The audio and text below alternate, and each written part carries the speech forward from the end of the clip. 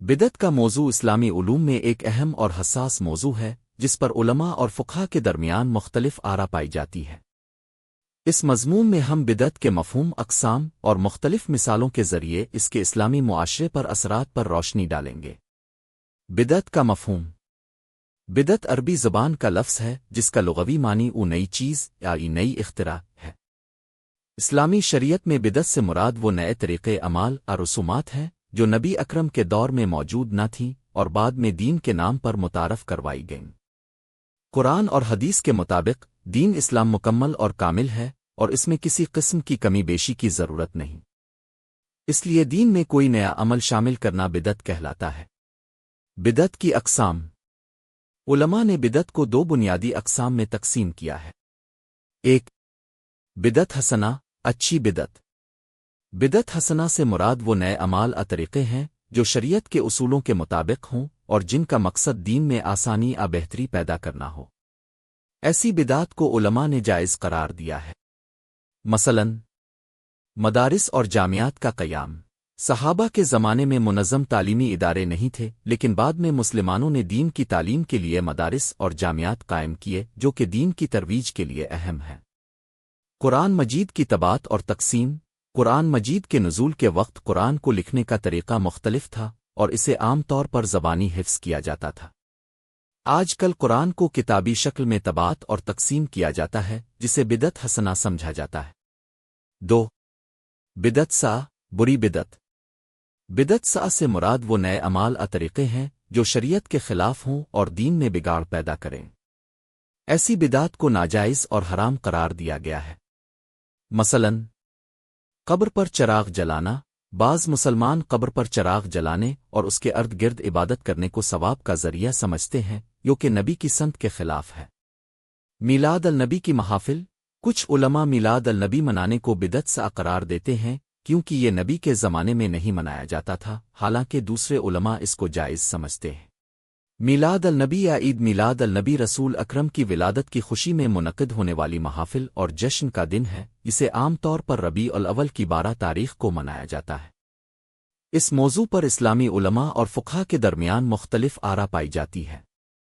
کچھ علماء اسے بدعت سیئہ یعنی ناجائز قرار دیتے ہیں، جبکہ دوسرے علماء اسے بدعت حسنہ جائز قرار دیتے ہیں۔ یہاں اس بحث کو تفصیل سے بیان کیا جا رہا ہے۔ میلاد النبی کا پس منظر۔ میلاد النبی کی محافل کا آغاز رسول اکرم کے بعد کے ادوار میں ہوا، خصوصاً فاطمی خلافت کے دور میں، جب مسلمانوں نے نبی اکرم کی ولادت کی خوشی میں مخصوص دن مقرر کرنا شروع کیا۔ یہ عمل وقت کے ساتھ ساتھ مسلمانوں کے مختلف علاقوں میں رواج پانے لگا اور اسے مذہبی جشن کے طور پر منایا جانے لگا۔ کچھ علماء خصوصاً سلفی اور وہابی مکتبہ فکر سے تعلق رکھنے والے میلاد النبی کو بدعت سیئہ قرار دیتے ہیں۔ ان کی رائے کے مطابق ایک، نبی اکرم کا طریقہ۔ نبی اور صحابہ کرام نے اپنی زندگی میں کبھی میلاد النبی کا اہتمام نہیں کیا، حالانکہ نبی کی زندگی اور سنت مسلمانوں کے لیے بہترین مثال ہے۔ ان کے نزدیک جب نبی اور صحابہ نے یہ عمل نہیں کیا تو اسے دین کا حصہ بنانا بدعت ہے۔ دوز، بدعت کی مخالفت۔ قرآن اور حدیث میں بدعت کی سختی سے ممانعت کی گئی ہے۔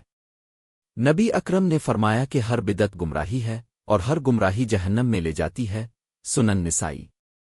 ان علماء کے نزدیک میلاد النبی کا منانا بدعت ہے کیونکہ یہ نبی کے زمانے کے بعد ایجاد ہوا ہے۔ تین، توحید پر اثر۔ کچھ علماء کا خیال ہے کہ میلاد النبی منانے کے دوران کچھ اعمال جیسے نبی سے مدد مانگنا ان کے نام پر نظر و نیاز دینا توحید کے اصولوں کے خلاف ہے اور شرک کا سبب بن سکتا ہے۔ بدعت کے اسلامی معاشرے پر اثرات۔ بدعت کے اسلامی معاشرے پر مختلف اثرات مرتب ہوتے ہیں جو کہ اس کی نوعیت پر منحصر ہے۔ بدعت حسنہ اسلامی تعلیمات کو عام کرنے اور دین کی ترویج میں مددگار ثابت ہوتی ہے، جبکہ بدعت سیئہ دین میں بگاڑ، اختلاف اور فرقہ واریت کا سبب بنتی ہے۔ مثال کے طور پر بدعت حسنہ کی وجہ سے اسلامی تعلیمات جدید دور کے تقاضوں کے مطابق لوگوں تک پہنچائی جا سکتی ہے، جیسے کہ آن لائن اسلامی تعلیمات کا اہتمام جدید مواصلاتی ذرائع کے ذریعے دین کی تبلیغ۔ اس کے برعکس بدعت سیئہ کی وجہ سے اسلامی معاشرے میں اختلافات اور فرقہ واریت کا پھیلاؤ ہوتا ہے جو مسلمانوں کو تقسیم کر سکتا ہے۔ خلاصہ، بدعت ایک پیچیدہ اور متنازع موضوع ہے جس پر علماء کے درمیان مختلف آرا پائی جاتی ہے۔ دین اسلام میں بدعت کی حیثیت اس بات پر منحصر ہے کہ وہ عمل طریقہ کار شریعت کے اصولوں کے مطابق ہے یا نہیں۔ بدعت حسنہ دین میں آسانی اور بہتری کا باعث بن سکتی ہے، جبکہ بدعت سیئہ دین میں بگاڑ اور اختلافات کا سبب بن سکتی ہے۔ اس لیے مسلمانوں کو بدعت کے بارے میں محتاط رہنا چاہیے اور اس بات کا خیال رکھنا چاہیے کہ ان کے اعمال شریعت کے مطابق ہوں۔